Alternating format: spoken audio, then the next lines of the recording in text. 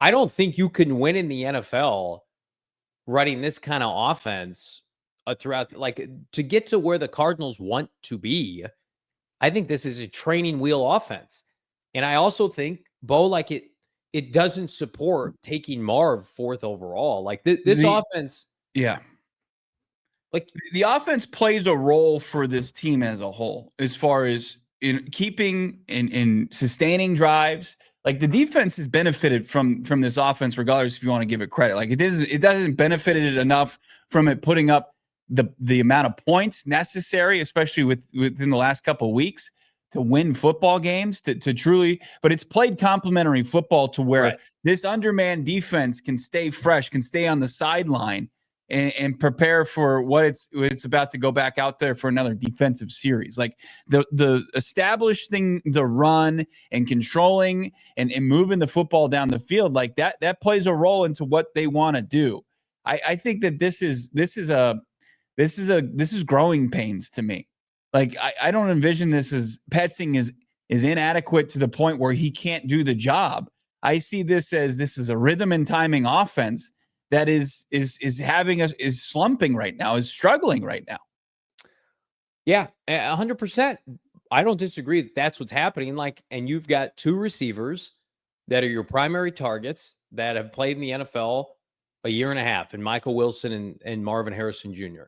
But I push back on that. Like, why can Puka Nacua as a 5th rounder last year have 1,500 yards for Sean McVay? Like, we have this generational prospect, and he's I don't want to say limping to like 900 yards. Yeah, but he 5 of 12 yesterday. Mm-hmm. What? And that's preceding. Like, let me ask you a question. Because some of this stuff I don't feel like I got like refined answers from you yesterday, given the state of the post-game show. Mm-hmm. Like, do you think that like this situation with Marv and the disconnect and the fact that this isn't some productive, high-flying offense, do you think it's weighing on the team? And do you think it's a big reason why the team is underachieved offensively? Because I do. I don't see it as weighing on the team, because I think where Marv has fallen short, I think Trey McBride has done a good job in picking up the slack as being that top receiver and moving the chains and putting the team, in a position to succeed. And then you also look at, Marvin Harrison Jr. throughout what we're viewing as struggles is one touchdown away from tying the Cardinals rookie record. And it's like not one to just kind of turn your nose up and just say it's another stat that's sad for Cardinals fans. No, I mean, it's Larry Fitzgerald, it's Anquan Bolden, it's some guys that are, some heavyweights in league history. So no, I think that, in Michael Wilson's hinted at the complexities, the nuances of playing the X receiver position and how tough it is, and how, life was easy. Like Marvin Harrison Jr. was playing college football, like playing college football 25 on rookie difficulty or freshman difficulty. And then to get to the league, and then you go up against these teams, in week 13, where you think you've seen it all. And then you've got the Minnesota Vikings and a Brian Flores defense that disguises itself so well. And you think it's going to be man. And, it's cover 3. It's not Purdue. It's not Purdue. Yeah, it's not Purdue that you can hang 66 points on and get some style points going into the CFP. Not that this is excuses. Like Marvin Harrison Jr. is the 4th overall pick. And you're looking at his statistics and you're saying, well, these stats don't scream generational to me. Yeah. These stats scream should we be concerned? Yeah. So yeah, I mean, to pull it all together, like, yeah, I mean, I think there should be concern, but I don't think it's weighing down what they're trying to do offensively. They want to get to the point. I think that what this team views as like the perfect offense is what happened against the Jets, where Kyler Murray's going 22 for 24 and he's spreading the ball around, and Marv's a piece of that. And it's more of an efficient day. Instead of 5 catches on 12 targets, it's 5 catches on 5 targets and finding the end zone.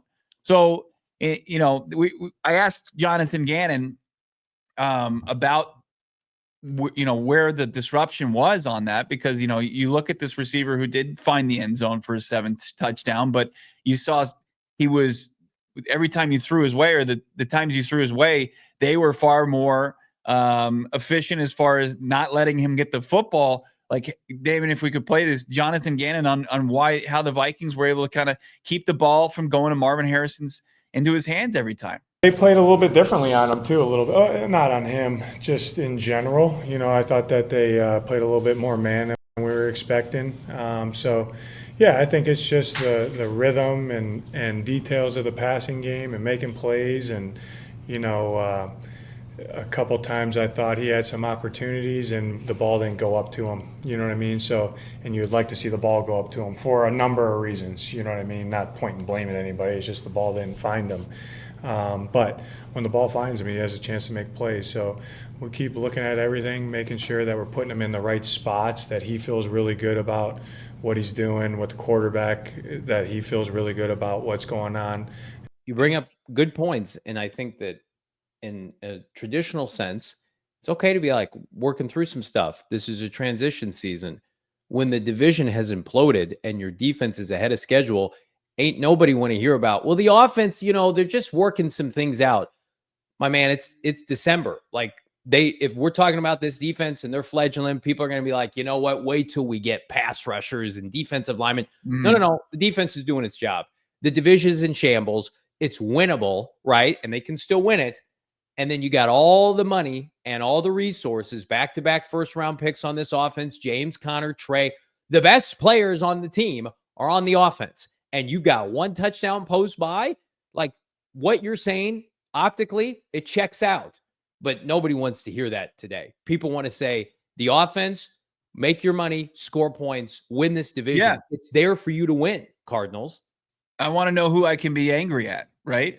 Well, I can tell you who to be angry at. It's easy.